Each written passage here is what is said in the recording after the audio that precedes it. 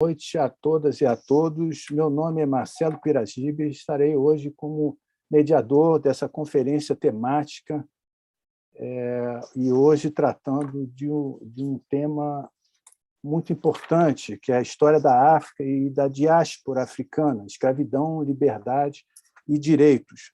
Esse é mais um evento da Comissão de Cultura, Arte e Humanismo da Escola Nacional da Magistratura e da Comissão de Igualdade Racial da Escola Nacional da Magistratura também.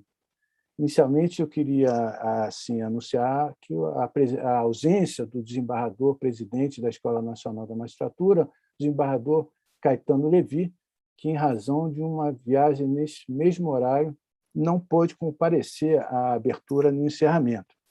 E também por um atraso na diretora do nosso curso sobre cultura África, cultura afro-brasileira, que será em novembro, da desembargadora Ivone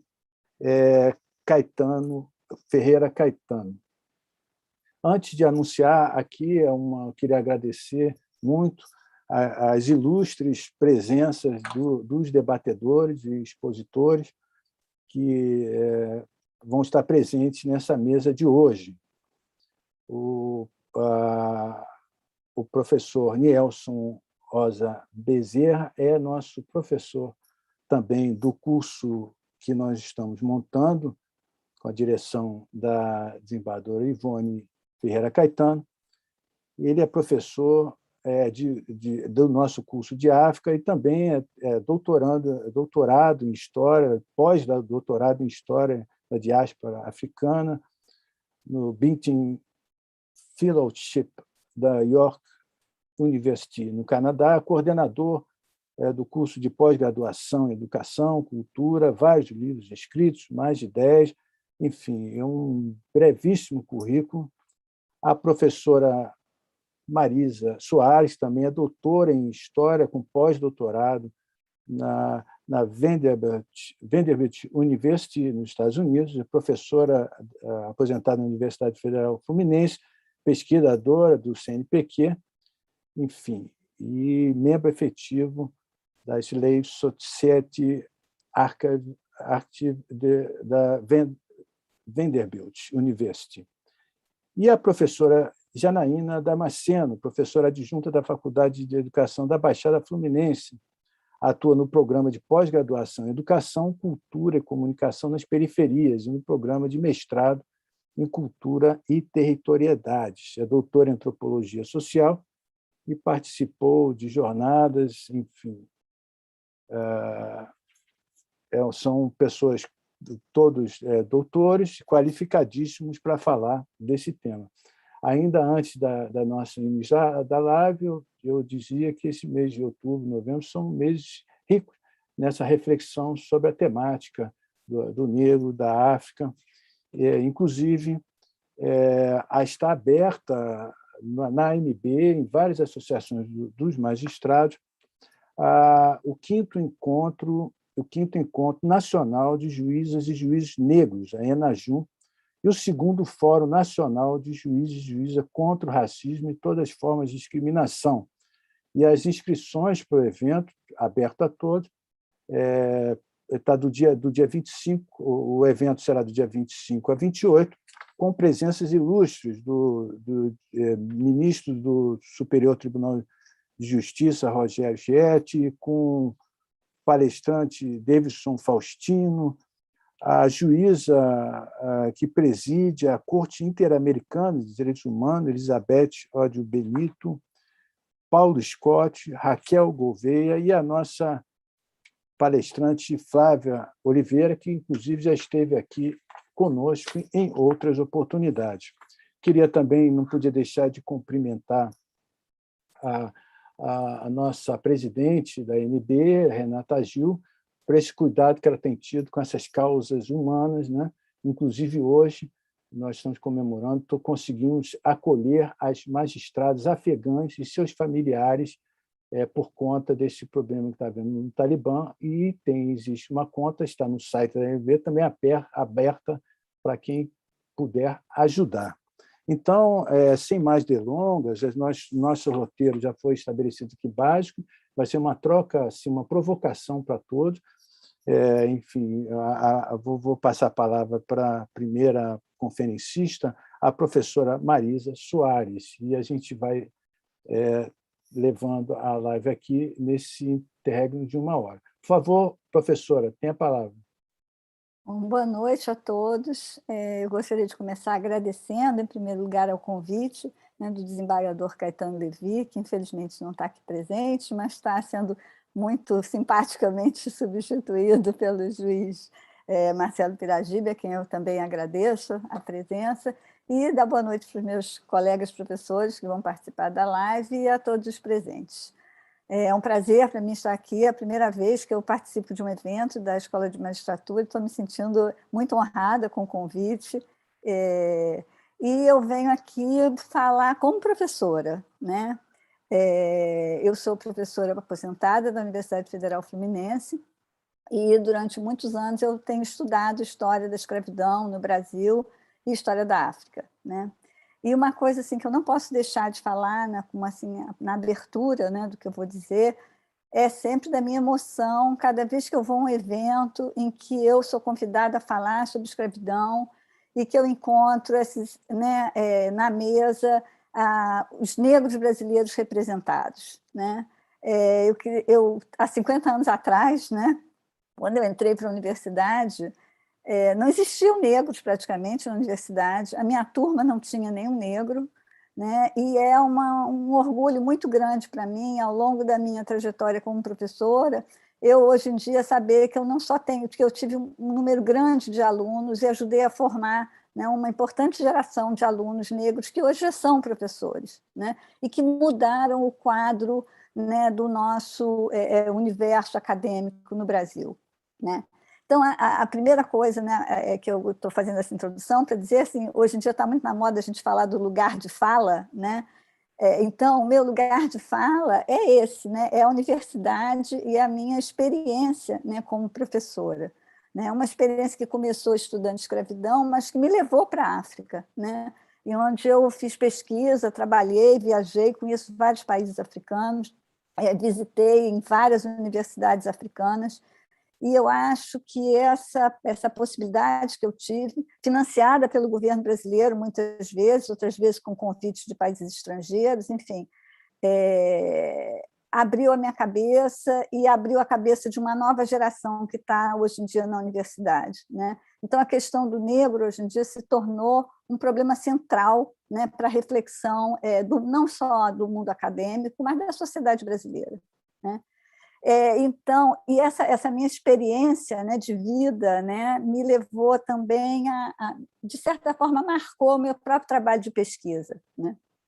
Há 30 anos atrás, nós falávamos, né, que a gente estudava escravidão, trabalho escravo, né? E esse escravo era uma figura meio assim, desencarnada, né? Ao longo do tempo, o tipo de pesquisa que a gente começou a realizar foi nos aproximando, né, desse ser humano, né, chamado escravo, né, e que é hoje, né, já no final da minha carreira, o foco, né, da minha atenção, né? Quer dizer, o meu trabalho hoje em dia, né, quando eu estudo, né, história, eu tento estudar a história das pessoas, né? Dessas pessoas foram ao todo, para se ter uma ideia, 12 milhões de africanos traficados para o Atlântico, né? Principalmente para o Caribe e para o Brasil, né? Desses 12 milhões, cerca de 5 milhões vieram para o Brasil. Isso é um número assombroso de pessoas, né? E quando a gente fala em tráfico de escravos, a gente despersonaliza esse processo, né? E uma coisa que eu gostaria de chamar muita atenção aqui é exatamente isso, né? Ao lado do tráfico de escravos, né, que é mais uma atividade econômica, né, a gente está falando, né, de uma migração forçada, de um deslocamento forçado, né, de 12 milhões de pessoas que involuntariamente e quase na sua totalidade, em condições de extrema violência, né, foram embarcados, né, em vários portos da África para o Brasil e para o restante da América, né? Então, eu acho que essa perspectiva, né, de que nós estamos, quando hoje nós falamos em escravidão, nós estamos falando de pessoas, né, isso é uma coisa muito importante, isso é uma mudança radical na maneira como a história vem pensando, né, essa história da escravidão ao longo né, desde quando se começa a pensar lá em história da escravidão no século XIX no Brasil, né, os primeiros historiadores no século XIX, até o que a gente vem fazendo agora, né? E essa mudança é fundamental também na medida em que nós estamos conseguindo incorporar, né, historiadores negros, né, para falarem e para construírem, né, uma narrativa da sua própria história e da história de seus ancestrais, né? Então, com muito orgulho que eu, hoje em dia, me coloco na retaguarda, né, desse movimento, né? No fato de que, hoje em dia, a gente tem já, né, profissionais negros em várias esferas da sociedade brasileira capazes, né, de colocar, né, a sua própria voz, né? E essa coisa da voz, né, era o que eu, na verdade, também queria destacar aqui, né, que uma das razões, né, da dificuldade da gente estudar a escravidão do ponto de vista, né, exatamente das pessoas, é a dificuldade que a gente tem de chegar à voz desses escravizados, né? É muito fácil a gente estudar economia, estudar o tráfego, a gente está estudando, né, variáveis econômicas, né, quantos em termos de números demográficos, em termos de lucro, tudo isso é possível, está cheio de informação sobre isso, mas nós custamos muito para chegar, né, a entender as pessoas, né? E aqui, falando para a Escola de Magistratura, né, eu queria destacar, né, que o campo jurídico foi fundamental para isso, né? A experiência que o historiador tem de acesso à documentação jurídica foi fundamental para a gente conseguir, pela primeira vez, começar a chegar na voz desses africanos escravizados e seus descendentes. E, cruelmente, né, essa voz ela aparece nos processos judiciais, né? As primeiras falas que a gente consegue e o volume maior de documentação, onde a gente tem a voz desses escravizados, né, são os processos, são os réus falando, né? Então, isso é um fator muito importante, né? Porque o historiador tem que ler esses processos nas entrelinhas, né? Tem que entender o que um réu diz no momento em que ele está fazendo um depoimento, por que um advogado pergunta uma coisa ou outra, né? Por que o réu dá uma desculpa, né? Eu me lembro que um dos primeiros processos que eu trabalhei foi um processo no Arquivo Nacional, e era um filho de africanos, muçulmano, na cidade do Rio de Janeiro. O pai dele se chamava Mohammed, a mãe se chamava Fátima, que são dois nomes, né, clássicos, né, do universo muçulmano. Ele tinha nascido no Rio de Janeiro e ele foi preso, né? Ele foi preso acusado de feitiçaria, né? E era muito engraçado porque quando começaram a recolher os depoimentos, né, as pessoas todas que estavam na casa tentavam se esquivar. Então, eu nunca me esqueci, né, de um dos frequentadores da casa, que estava lá num ritual islâmico, né, mas que estava sendo acusado de envolvimento com candomblé, feitiçaria, essa coisa toda, e ele dizia assim, não, eu vim aqui só para buscar um violão, né? Então, é muito interessante, né, como é que as pessoas, como nesses processos a gente encontra, né, falas, né, aquele homem devia estar desesperado, ele era um homem preto, talvez até um ex-escravo, né, sem ninguém que pudesse falar por ele. Se ele fosse parar na cadeia, provavelmente ele teria um destino pior do que o do líder muçulmano, meio pai de santo, que devia ter alguém ali, pelo menos, para proteger ele, enquanto o outro, coitado, ele estava muito mais né, abandonado, né? E o que ele conseguiu foi tentar, né, encontrar uma história de que vinha buscar um violão, né? Então, assim, a fragilidade, né, do cidadão, assim, nem era cidadão ainda, né, nesse momento, né, diante, né, da justiça, né? Então, esse nosso acesso, né, aos processos criminais para os historiadores tem sido, né, um caminho muito interessante. E, ao mesmo tempo, hoje em dia, né, a gente vê uma outra justiça, né, uma justiça que, em vários setores, está conseguindo caminhar, né, ao lado, né, desses descendentes de escravos, de africanos que estão hoje no Brasil, né? A gente tem acompanhado muito todo o processo de construção, né, de toda uma legislação relativa aos direitos, né, dos quilombolas, né? E isso tem sido muito importante, né? O entendimento do que é um quilombola, né? Quer dizer, não é só uma genealogia biológica, digamos assim, né? Mas é uma ancestralidade cultural. Então, eu acho que o historiador tem, dos últimos 30 anos, posso dizer, né, se aproximado, né, de alguma maneira, né, do campo da justiça, né? E eu acho que essa aproximação tem rendido muitos frutos para nós, historiadores, né? Embora a gente tenha pouco diálogo, né, com representantes, né, deste campo jurídico propriamente, né? O historiador está mais habituado a entrar nos arquivos judiciais e estudar o arquivo, né? O Arquivo da Justiça do Rio de Janeiro, por exemplo, é muito frequentado, né, por alunos, por todos nós, né? Então, eu acho que essa é uma conversa muito proveitosa, né? E eu queria um pouco, né, hoje, ter essa oportunidade de meio que tentar realmente deixar clara essa importância que tem para a gente, né, o diálogo com o campo jurídico e com os juristas, né, de uma forma geral, e, quem sabe, abrir um campo de trabalho mais, né, mais regular, né, que possa, e talvez os cursos da Escola de Magistratura, eu acho que podem nos levar a isso. Então, eu gostaria de agradecer muito a oportunidade de falar, e vou deixar meus colegas, né, quero ouvir Janaína, quero ouvir Mielson, e eu acho que a ideia aqui é mais uma conversa, né? Então, eu agradeço muito a oportunidade.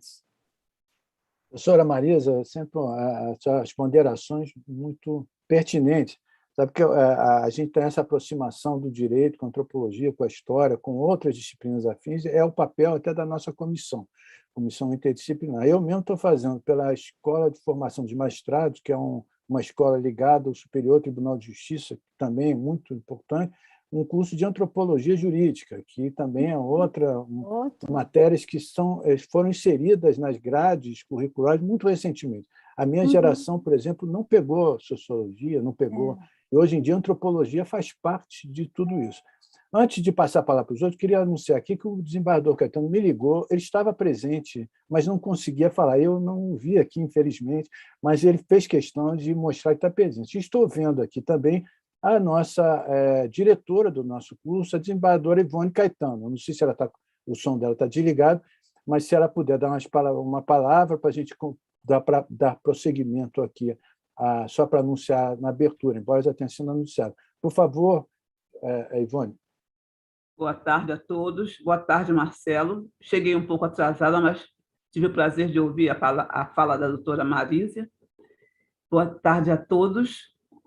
Como você disse, essa live é muito importante, e o que a doutora Marisa falou também, porque se não houver um esclarecimento e um conhecimento da verdadeira história da África, que no Brasil jamais foi contada claramente, aliás, a maior parte não foi contada, né? Não se vai entender a necessidade, principalmente para o mundo jurídico, de conhecer a verdadeira história da África e da cultura brasileira. É uma necessidade até para que haja empatia e entendimento dos julgadores, dos atores, em relação à questão das relações raciais no Brasil. Mas eu estou querendo mesmo ouvir o professor Nielson, a professora Janaína, que deveriam ter maiores informações. Em matéria de conhecimento da história africana, eu não tenho tanta expertise quanto em conhecer a cultura brasileira, a cultura afro-brasileira. Mas, de uns 5 anos para cá, eu passei a me dedicar É impressionante quando você conhece a verdadeira história, a diferença em todos os quadrantes. Agora, principalmente, doutor Marcelo, e nós já falamos sobre isso, principalmente na questão da justiça.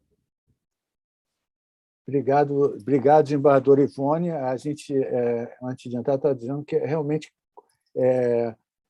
50, cada vez que eu olho a estatística, 56% da sociedade brasileira se diz negro. A porcentagem dos negros é de 56%. A última vez que eu estava era 54%, hoje eu olhei por acaso 56%. E uma cultura que realmente foi omitida. O nosso papel aqui é abrir esse espaço, né? E, então, mais uma live, já fizemos várias, né? O desembargador Ivone está encampando, faz parte da nossa Comissão de Igualdade Estou Racial. complementando um pouquinho, deixa eu dizer uma coisa, são 56% daqueles que têm a pele realmente negra, porque quem não tem a pele negra, no famoso colorismo, ou quem não tem o fenótipo, esconde o fato de ser negro. Então, se nós tivéssemos aqui o critério, a gota do sangue, o número seria escandalosamente maior. Bom, então, obrigado, desembargador. Eu vou passar aqui a palavra, então, a Janaína, que é a segunda conferencista, e depois ao nosso professor Nielson. Por favor, Janaína, está com a palavra. Boa noite. É uma satisfação imensa estar aqui nessa mesa com vocês. Na verdade, estou bastante emocionada. Gostaria de agradecer, né, à Escola Nacional de Magistratura, ao doutor Marcelo Peragibe, ao desembargador Caetano. Muito obrigada pelo convite. E, sobretudo, à desembargadora Ivone Caetano, que é um exemplo e uma inspiração para todas as mulheres negras nesse país. Então, estou muito emocionada de estar compartilhando aqui dessa sala com a doutora. Gostaria de saudar também a professora Marisa Soares, ao professor Nielson Bezerra. Gostaria de agradecê-los pelo convite. E gostaria de saudar também a Nathalie, que está aqui trabalhando com a gente, ajudando essa sala a essa sala funcionar. Eu sei que Nathalie está com mais alguém, gostaria de agradecer se alguém também, desculpa, não sei seu nome. Então, é isso. Muito obrigada, e obrigada também a quem está com a gente, né, acompanhando esse debate extremamente importante, não é? Gostaria muito de parabenizar a Escola Nacional de Magistratura pela iniciativa desse debate, que vai ao encontro da ideia de um aperfeiçoamento da democracia brasileira, né? A gente acredita que a gente só pode aperfeiçoar essa democracia que a gente tem com mais debates e com a presença da população negra. Não há democracia sem o povo negro participando dessa democracia. Então, eu gostaria muito de agradecê-los pelo convite. Eu vou falar um pouco da minha trajetória, assim como a professora Marisa falou.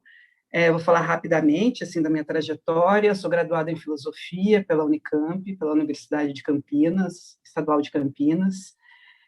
Sou curitibana, acho importante falar isso, muita gente acha que é o número menor de negros no Sul, então eu estou aqui representando um pouco também desses negros do Sul do país. Eu sou curitibana, fiz a graduação em Filosofia pela Unicamp, fiz o mestrado em Educação pela Unicamp e fiz o curso de doutorado em Antropologia pela USP. Tanto o meu doutorado quanto o mestrado tiveram muito... comecei a pesquisar relações raciais e cultura negra no mestrado. Então, meu projeto de mestrado se chama, né, ele ainda existe, Elas São Pretas, Cotidiano e Sociabilidade de Estudantes Negras na Unicamp, onde eu avaliava lá como era o cotidiano dessas estudantes numa universidade que era majoritariamente branca. Isso no início dos anos 2000 ali, eu defendi em 2007, entrei no mestrado em 2005. Então, naquele momento, eu queria avaliar como as estudantes negras, as jovens negras, se sentiam dentro de uma universidade onde elas eram visivelmente a minoria. Então, eu lembro que nesse projeto vieram vários relatos para mim, alguns eu vou compartilhar aqui com vocês, que sempre eram muito fortes, assim. Um deles, em especial, né, as estudantes sempre reclamavam que as pessoas, que os colegas, por exemplo, pediam para tocar na pele delas, ou pediam para tocar no cabelo, para entender se a pele tinha a mesma natureza da pele deles, né? Ou se o cabelo era diferente, perguntavam se entrava água na hora de lavar. Então, para mim é muito forte lembrar disso, assim, porque a gente está falando dos anos 2000, né? A gente já estava nos anos 2000, e isso mostra que existia ali, né, nessas universidades bastante excludentes, como a Unicamp, naquele momento, que não tinha nenhum tipo de ação afirmativa, como o contato entre jovens brancos e jovens negros era uma coisa muito limitada, né? Então, a ideia de você ter que tocar na pele do outro para entender o que é essa pele mostra que havia uma juventude branca dentro da universidade que nunca teve contato com jovens negros. Então, pensar o quanto realmente o advento das cotas, o advento das ações afirmativas foram importantes também para esse tipo de contato, para que a gente se conhecesse melhor. No doutorado, eu desenvolvi uma outra pesquisa chamada Os Segredos de Virgínia, sobre estudos de atitudes raciais na década de 40 e 50 na cidade de São Paulo, e nessa pesquisa eu analisei em especial a trajetória de uma psicanalista, socióloga, psicóloga, visitadora psiquiátrica brasileira chamada Virgínia Leone Bicudo, que é uma das mulheres mais importantes na história do Brasil, né? Poucas pessoas conhecem a trajetória da dona Virgínia, mas é uma trajetória bastante exemplar, assim, de uma mulher que nasce de uma família interracial. A avó dela foi uma mulher escravizada numa fazenda de café no interior de São Paulo, e a mãe, uma italiana que chega no Brasil no fim do século XIX para trabalhar também numa fazenda de café.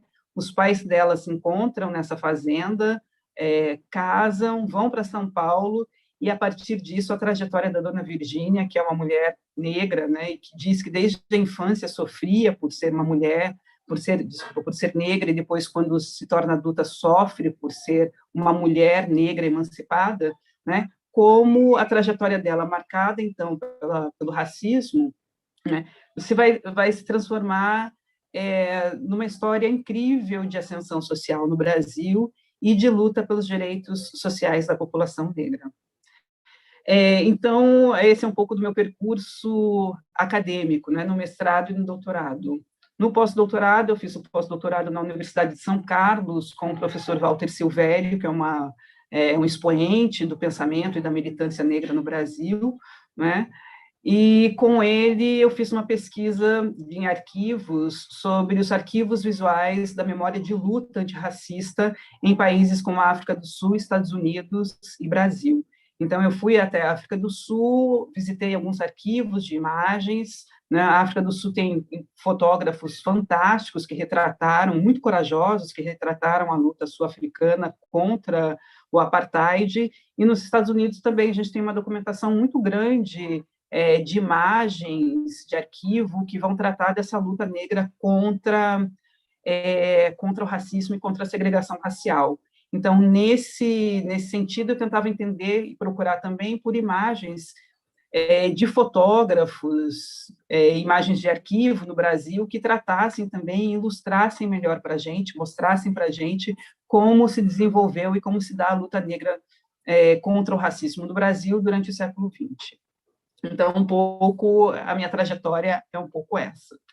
Bom, eu vou compartilhar com vocês aqui um documento que, normalmente, eu trabalho em todo lugar que eu vou falar. Em todo lugar, eu acho que a gente deveria conhecer esse documento para entender um pouco da história do Brasil, né? Para entender um pouco como se desenrolou esse Estado estruturalmente racista que a gente conhece. Além, né, do que a professora Marisa já falou um pouco em relação à história da escravidão, eu fico pensando um pouco na história do pós-escravidão no Brasil, e em especial nesse documento aqui que eu vou compartilhar com vocês.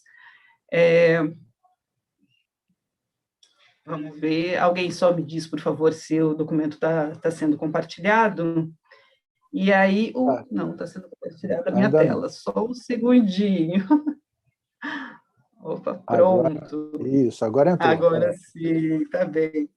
Então, eu vou compartilhar um pouquinho desse documento com vocês. Se vocês já conhecerem o documento, por favor, me avisem, que daí eu já pulo para a próxima parte. Tá bem? Esse daqui, o que eu vou compartilhar com vocês, é um documento, é um relatório do João Batista de Lacerda, que é esse senhor que vocês estão vendo aqui, que foi diretor do Museu Nacional, aqui do Rio de Janeiro, ali entre o final do século XX, primeira década do século, final do século XIX, passagem para o XX, né, na primeira década do século XX, e esse é um relatório de uma viagem que ele fez. Por que eu estou compartilhando o relatório de viagem, né? Por que isso é importante? Porque nesse relatório que o João de Lacerda fez, ele vai sintetizar para a gente, ali no início do século XX, qual que era o pensamento do Estado brasileiro em relação à população negra daquele momento. Então, o João Batista de Lacerda, um dos principais cientistas brasileiros ali da virada do século, foi diretor do Museu Nacional. E aí, esse documento que eu estou mostrando para vocês, então, é o relatório da participação dele no Congresso Universal das Raças, em Londres, lá em 1911. Ele foi o delegado oficial do Brasil nesse congresso, ele foi enviado pelo presidente Hermes da Fonseca para esse congresso, e no congresso ele vai mostrar, então, quais eram as ideias do Brasil em relação ao seu futuro, como o Brasil se pensava racialmente no futuro, né? É muito curioso que ele vai mostrar esse projeto antes de ir ele vai para a França inicialmente, depois ele vai lá para Londres.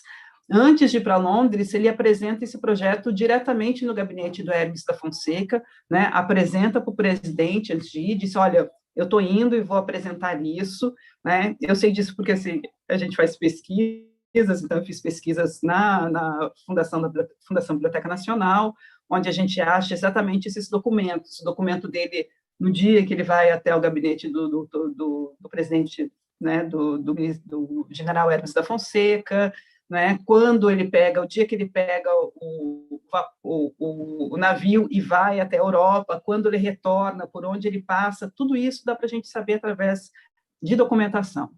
Então, ele vai até lá, né, como representante do governo brasileiro, naquele momento, para dizer, olha, para anunciar para o mundo como o Brasil estava projetando o seu futuro. E, para isso, ele vai mostrar 2 documentos que são importantes aqui para nós. Um, talvez vocês já conheçam, né? Quem já foi ao Museu Nacional de Belas Artes, possivelmente já deve ter visto essa imagem circula bastante, se chama A Redenção de Cã, é um quadro, uma pintura de um pintor espanhol chamado Modesto Brocos, que viveu no Brasil, acho que eu vou ampliar um pouquinho aqui, que viveu no Brasil e fez essa imagem lá em 1895. Bom, essa imagem aqui vocês conhecem mais e a gente pode discutir ela daqui a pouquinho. Mas eu queria compartilhar com vocês desse gráfico aqui. Eu não consigo virar o gráfico, deixa eu ver se eu consigo. Ficaria mais fácil para vocês verem e entenderem aqui o que eu estou mostrando. Mas eu acho que vai dar certo. Vamos ver, mesmo em pezinho, assim, talvez dê certo. Bom, então, ele era muito didático, assim, João Batista de Lacerda. Então, ele leva esses materiais, o gráfico e a pintura do Modesto Brocos, para ilustrar para essa plateia internacional, né, para deixar muito evidente para eles como seria o futuro do Brasil. E aí, junto com um dos seus assistentes, que era pesquisador no Museu Nacional, né, o Edgar Roquette Pinto, ele constrói, na verdade, o Edgar Roquette Pinto que constrói, e ele é chefe do Edgar Roquette Pinto, né, eles constroem esse diagrama, que eu vou ampliar aqui para que todo mundo consiga ler. Vocês estão conseguindo ler? Está dando leitura, é isso? Dá para ler aqui. Então tá bem. Diagrama da Constituição Antropológica da População do Brasil, organizados segundo as estatísticas oficiais de 1872 a 1890, por Edgar Roquette Pinto. Os silvícolas não se acham todos aí compreendidos. Silvícolas era o modo como, naquela época, eles chamavam a população indígena. Então, nesse gráfico que a gente vai ver, a gente tem 4 colunas aqui nesse gráfico. Cada coluna está representando um ano, um determinado ano, e aqui embaixo da coluna a gente está escrito o seguinte. Eu acho que eu vou conseguir virar a imagem, peraí. Eita. Gente, está virada meio complicadamente assim, mas acho que vai ficar mais evidente para a gente entender o que é esse gráfico. Então, vejam, ali embaixo está escrito Constituição Antropológica da População do Brasil daqui a 100 anos. Né? Mas, para isso, eles colocam essas 4 colunas. A primeira coluna é o ano de 1872. Então, eles vão dizer, né, que a população do Brasil, em 1872, tinha 31,1% de brancos, 16,5% de negros, 7% de índios e 38,4% de mestiços. Mestiços aqui entre brancos e negros. Por que eu sei disso? Porque está escrito no texto um pouco antes. Então, confie em mim aqui. Na coluna B, está escrito ano de 1890. Então, nós já teríamos 44% de brancos, 12% de indígenas, 12%, de negros, 12% de indígenas e 32% de mestiços entre brancos e negros. Na coluna 3, né, ano de 1912, essa viagem que o João Batista de Lacerda faz até o Congresso Internacional das Raças, até Londres, ela ocorreu em 1911, né?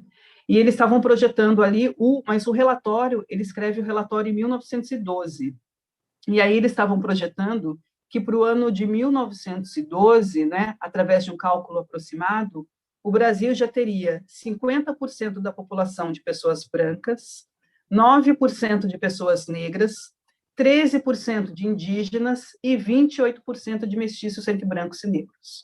Mas é na última coluna, essa coluna D, que eu gostaria que vocês prestassem atenção. Tem alguma coisa estranha nessa coluna? Vejam, essa é uma projeção que eles fazem, né, para o ano de 2012. Então, eles estavam projetando o Brasil para 100 anos depois. Então, há 10 anos atrás, segundo eles, o Brasil já teria uma população de 80% de pessoas brancas, 17% de indígenas, 3% de mestiços entre brancos e negros. E está faltando alguém nessa tabela? Doutor Marcelo, está faltando alguém nessa tabela? Projeto de extermínio. Não é?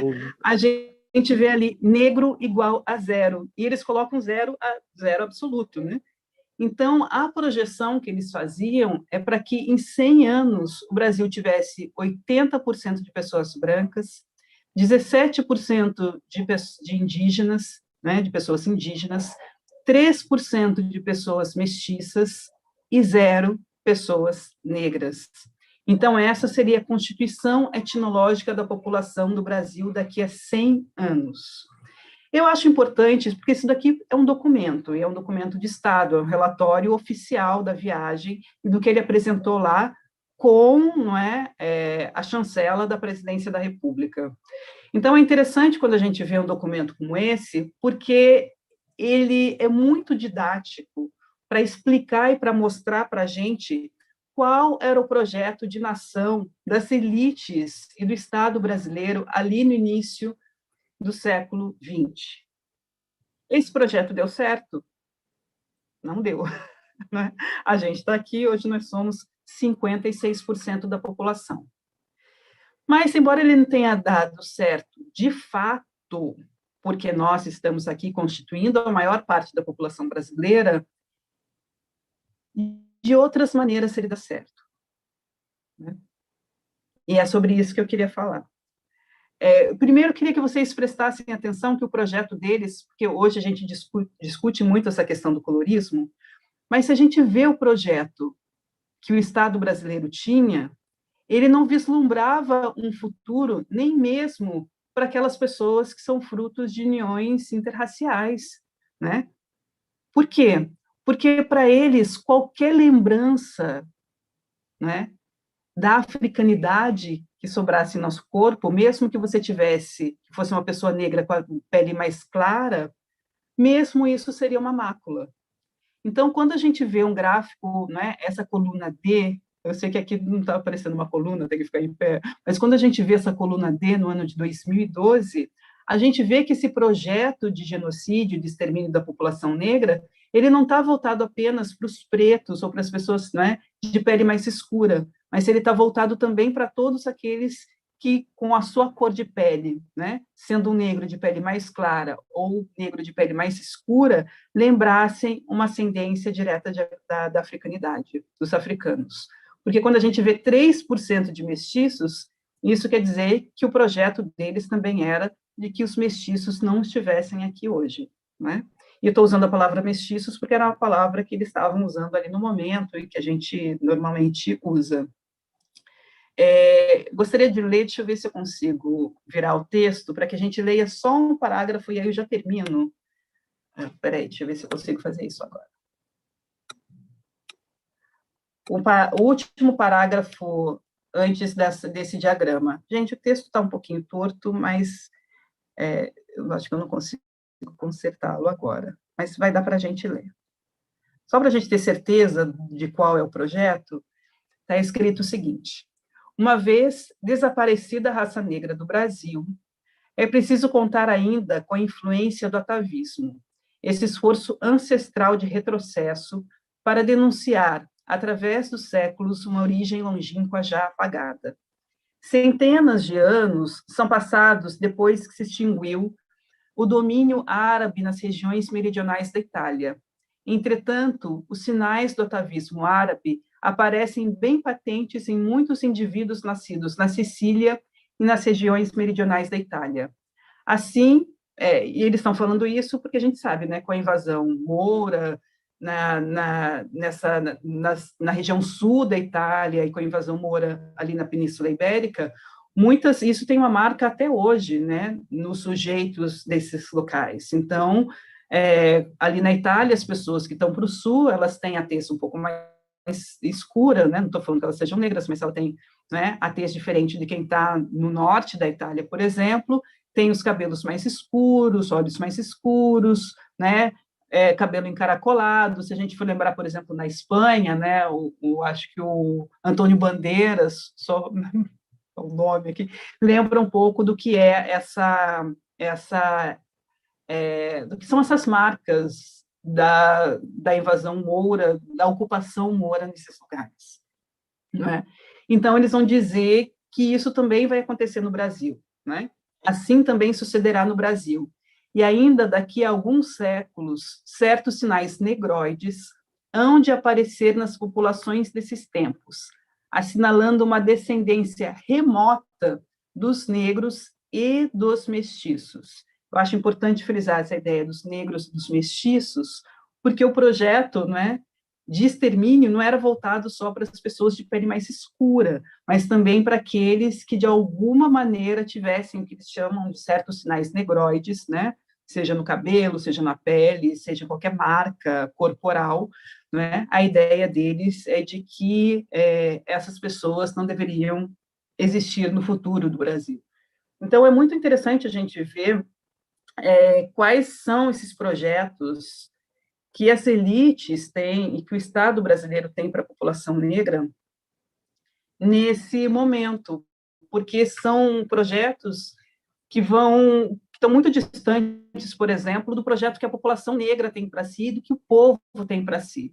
Enquanto eles estão escrevendo, por exemplo, esse trabalho, a gente está tendo ali, estou terminando, doutor, a gente está tendo ali em 1910, por exemplo, a revolta da Chibata. Então, você tem, né, através da revolta da Chibata, a população negra exigindo mais direitos de trabalho, direitos sociais, a gente vai ter várias revoltas campesinas exigindo terra, por exemplo, e outros direitos também ligados ao campo do trabalho. Então, é interessante, não é? Os projetos de Brasil que a gente tem ali. Então, a gente tem uma população negra que, através dessas revoltas, está dizendo: eu quero que o Brasil se aperfeiçoe democraticamente através, né, dos direitos básicos para cada cidadão.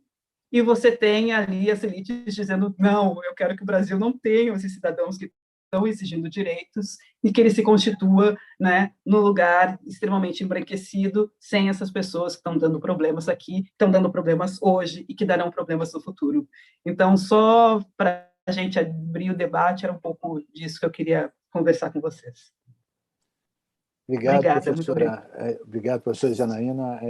Os dados estão totalmente divorciados do que da época, porque eu me lembro que eu vi uma estatística outro dia, eu estou trabalhando com estatística de negro, inclusive, que nesse curso que a gente vai fazer é o meu forte. Em 1800, um pouco antes da abolição da escravatura, a comunidade, 40% no Rio de Janeiro eram de escravos, 40%. Quer dizer, 10 anos depois, é totalmente fake. O Fonseca Passo é considerado um dos piores presidentes do país, do Brasil, considerado pelos historiadores, um cara assim, totalmente inacessível. Isso era venda. Além do mais, já se tem que considerar também, estavam na época tentando imigrações de negros. Foi o primeiro movimento no início do século passado de trazer os imigrantes europeus. Estavam tentando provavelmente vender uma imagem falsa, né? E projeção, a gente que está no negócio, projeção é uma coisa completamente... Até hoje eu não acredito muito em projeção. Né? Eu vou passar aqui a palavra rapidíssimo, que são 6 horas e 47 minutos. A gente fez a combinação lá de terminar exatamente às 19 horas. Então, passo para o professor Nelson já com essa consideração do professor, para a gente finalizar, basicamente. Né? Eu queria primeiro desejar boa noite para todos que estão nos acompanhando, né? Cumprimentar a desembargadora doutora Ivone Caetano, ao doutor juiz Marcelo Piragibe, também a professora doutora Marisa Soares, a professora doutora Janaína Damasceno, também a Nathalie e a todos os companheiros da Escola Nacional de Magistratura, dizer do quanto é importante a magistratura num diálogo com os pesquisadores, está construindo reflexões, né, para, como diz a Janaína anteriormente, para o processo de aperfeiçoamento da democracia no Brasil. Né? A gente tem certeza de que, se não houver uma leitura dessas histórias, como Janaína e a professora Marisa apresentam, né, e que essas histórias sejam cada vez mais popularizadas, nós não teremos um eficaz combate ao racismo no Brasil, e com racismo não há democracia. Pelo menos não há democracia na sua plenitude. Né? E é um pouco isso. Eu vou resumir muito, apenas contar uma pequena história, doutor Marcelo, extraída de um desses processos judiciais do século XIX, de 1869, de um africano que veio da Costa da Mina. A professora Marisa Soares conhece tão bem, porque ela é uma das estudiosas do tema no Brasil, mas um senhor já na altura de seus 58 anos, chamado Joaquim Mina. O documento diz que ele era um homem alto, de aproximadamente 1,80 m, esguio, magro, mas já com seus cabelos embranquecendo. E no dia 21 de janeiro de 1869, depois de um dia cansativo de trabalho na lavoura, diz que o feitor, por volta das 7 horas da noite, disse que ele ainda não podia descansar, que ele ainda tinha que ir buscar madeiras para consertar a cerca da fazenda que estava quebrada. E ele se recusou, dizendo que aquilo era humanamente impossível, né? Que ele precisava de descansar, porque outro dia teria dia de trabalho. O feitor, muito menor que ele, resolveu que iria chicoteá-lo. Ele, com a sua habilidade, conseguiu tomar o chicote do feitor e fez uma coisa muito interessante. Ele vai à figura de autoridade acima do feitor, que é o dono da fazenda, e entrega o chicote para o dono da fazenda e diz: olha, relata o que está acontecendo, e diz que ele devia descansar. E o seu feitor, o dono da fazenda, devolve o chicote para o feitor e manda deferir nele 50 chibatadas, né, nas costas dele. Depois, no exame de corpo de delito desse processo, aparece que ele já tinha passado só naquele mês por 3 castigos dessa natureza em um único mês, né? E ele chamando, obviamente, depois da acusação dele, dizendo... Mas o fato é que ele passa por esse processo de chicoteamento e ele fica muito revoltado. Ele diz no seu depoimento que gostaria de ter matado o feitor, mas não o fez, e ele resolve fugir. No outro dia de manhã, quando tem a forma da fazenda, resolvem ir atrás dele, percebem que ele tinha fugido e vão atrás do mato, achando que ele tinha se embrenhado no mato. Ao contrário disso, Joaquim Mina tinha voltado para a estação de trem, isso lá em Tinguá, no interior de Nova Iguaçu, veio até o Rio de Janeiro, atravessou a Baía da Guanabara com a ajuda de um rábula abolicionista. Infelizmente, o nome do rábula não aparece no documento, não o que o ajudou, e ele vai à delegacia relatar o que tinha acontecido. O delegado de Niterói pergunta primeiro para ele por que ele não teria ido na própria delegacia de Iguaçu. Ele diz que o delegado é amigo do feitor, é amigo do juiz lá, do senhor, e ele não poderia relatar lá. Ele vai até lá, e aí o delegado encaminha o processo dele para um juiz que manda fazer corpo de delito e etc. Né? Depois o processo acaba voltando para os amigos do senhor e do feitor que o tinha agredido, e ele acaba perdendo toda a possibilidade. O fato que essa pequena história é inconclusa, é verdade, e não estou aqui interessado em concluir, mas dizer que, ao contrário que se pensa que os africanos que vinham como escravizados no Brasil eram, como aparece no documento apresentado por Janaína, selvagens, é exatamente o contrário. Muitos deles viviam em cidades africanas e que tinham uma dimensão muito alargada do que era direito, do que era dever, qual eram os limites impostos pela vida em sociedade. E muitos deles, quando chegaram ao Brasil, mesmo na condição de escravizados, começaram a aprender, a partir da relação com os seus senhores e os feitores, os capitães do matos, quais eram as brechas, as possibilidades legais que eles tinham para poder se assegurar de algum direito, ou, pelo menos, né, se assegurar dos castigos abusivos, como a própria legislação estabelecia. Né? Isso quer dizer a própria legislação escravista, que dizia que até poderiam ser escravizados, mas os abusos, né, não poderiam ser mantidos. Então,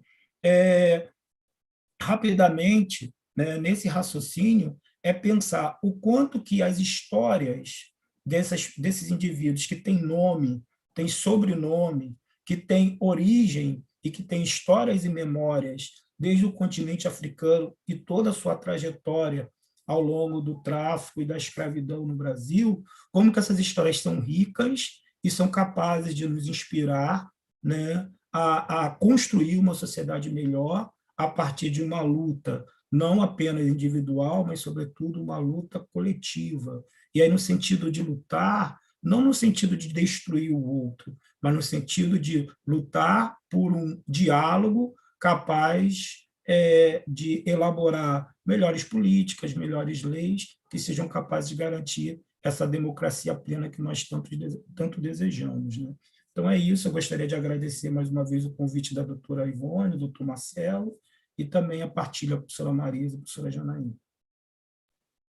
Professor Nelson, novamente, muito obrigado. Isso é um tema, você integra o nosso grupo do curso da África Cultura Afro-Brasileira, exatamente para a gente levar, sensibilizar com dados, com história, com informações, todas essas. A gente está terminando a nossa live, o desembargador Caetano já apareceu aqui umas 2 ou 3 vezes, infelizmente ele entra e sai, a gente vai assim trabalhando nessas dificuldades, enfim. Ele queria muito participar, eu vi que ele entrou e saiu várias vezes, então fazer uma rodada assim final, só para os agradecimentos finais, e depois eu vou anunciar o nosso curso aqui rapidamente, falta alguns minutos, o nosso curso, que é exatamente essa live, para chamar para o nosso curso, que vai tratar dessas matérias todas, de estatística, de história, tudo para levar o conhecimento dos magistrados do Brasil. Então, assim, para as considerações finais, primeiro a palavra para a professora Marisa, depois enfim, a Janaína, o Nielson novamente, a desembargadora Ivone, e eu fecho a live, tá bom? Professora Marisa, suas considerações finais.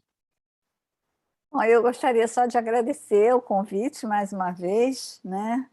Cumprimentar, né, a doutora Ivone Caetano, desembargadora, que eu não tive oportunidade de cumprimentar no começo, e dizer que foi uma honra para mim estar aqui e que eu fico muito assim, positivamente sensibilizada com a iniciativa da Escola de Magistratura e com a importância dessa iniciativa que vocês estão tendo hoje, que eu espero que cresça, né, que o curso seja um sucesso, e parabéns a todos.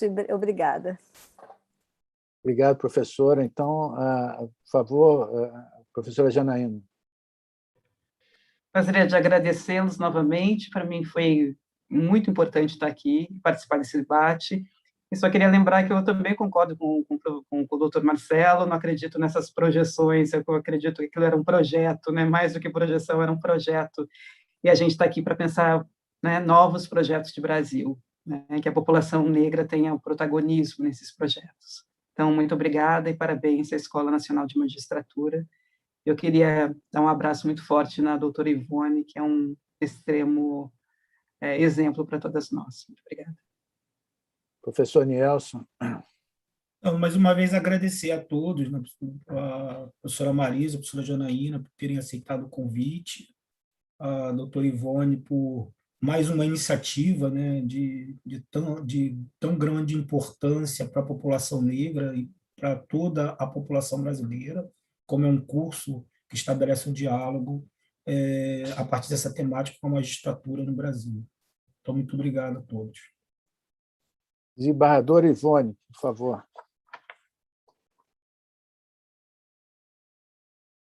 Seu microfone está fechado, Ivone. Mais uma vez, boa tarde a todos, e dizer que eu fico muito feliz de estar participando com esta equipe no sentido de elaborar o curso que o doutor Marcelo anunciou.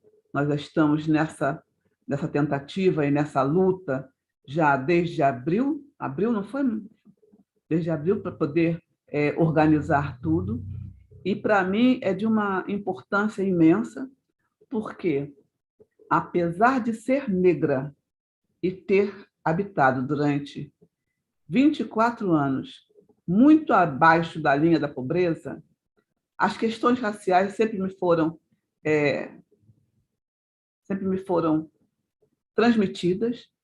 Eu tinha uma mãe, infelizmente eu tinha uma mãe muito pobre, mas de pele muito clara, porque ela era mestiça, tinha a pele muito clara mesmo, que confundiam na época que se chamava de morena. E ela reagia, o que foi me dando um orgulho muito grande. Ela reagia ao ser chamada de morena, ela dizia: eu sou negra, eu não sou morena. Uma mulher que tinha o primeiro ano primário tão somente. Então, meu aprendizado em relação às relações raciais veio de muito cedo. Não, além daquele aprendizado que a gente adquire ainda no útero materno, mas eu fui criada num espaço muito elevado, uma classe social muito grande, porque eu fui criada num bairro de elite, e eles nos respeitavam exatamente pela história da minha mãe. Nós fomos muito respeitados, mas, em momento algum, eu deixei de ver o racismo que ocorria neste país. E não deixo de ver, até agora, o racismo que ainda ocorre fortemente nesse país. Então, a minha dedicação de ter ficado muitos anos na vara de infância e juventude, que eu não queria mudar, é porque eu queria devolver o que eu tinha recebido de Deus, porque mérito meu não poderia ser totalmente. Então, o meu conhecimento em relação, e a minha discussão em relação às questões raciais do Brasil, é de vivência. Porque mesmo que eu não fosse atacada, eu via todos que tinham a minha cor de pele sendo atacada. E aí isso me fortalecia, eu sabia como resistir e como reagir. Então, além do e este curso serve para orientar e para esclarecer tanto ao negro quanto ao branco o que realmente aconteceu aqui. Inclusive, o projeto de separar para poder governar. Isto acontece até agora. O racismo institucional é uma prova disso. Nós somos muito excluídos e aí eu passei a ver, quando eu entrei num degrau de poder, eu passei a ver de que forma que a exclusão e o racismo era levado à frente.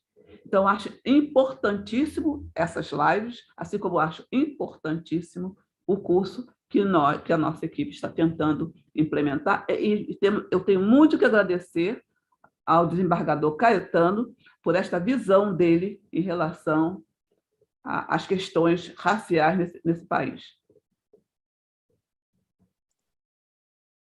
Eu já falei. Obrigado, desembargador Ivone. O tempo hoje está restrito. Eu só vou anunciar aqui o nome do nosso curso, que se chama África e Cultura Afro-Brasileira, História, Direito e Justiça Social, tendo como a equipe docente Alexandre Sontos, aqui presente, historiador, enfim, doutor, Ângela Domingo Pérez, antropóloga, Caxiúcia Ribeiro, filósofa, o desembargador Caetano, eu, Marcelo Piragi, Milene Ramos, magistrada, a desembargadora Ivone como diretora e também como professora, o Natanael dos Santos, historiador e professor também. Nós contamos aqui com... Eu quero agradecer aqui em nome da Escola Nacional, em nome do desembargador Caetano Levi, que esteve e saiu várias vezes por questões, não pôde estar presente, a nossa presidente da MB, Renata Gil. E, assim, agradecer a todos que estiveram aqui hoje conosco, a professora Marisa, o professor Niels, a desembargadora Ivone, a Janaína e também a nossa equipe de apoio, a Nathalie e o Wilson, que está dando hoje o apoio final. Então, eu estou por encerrado. Hoje conseguimos passar 2 minutos, mas deu tudo certinho. Obrigado a todos e dou por encerrada a nossa live.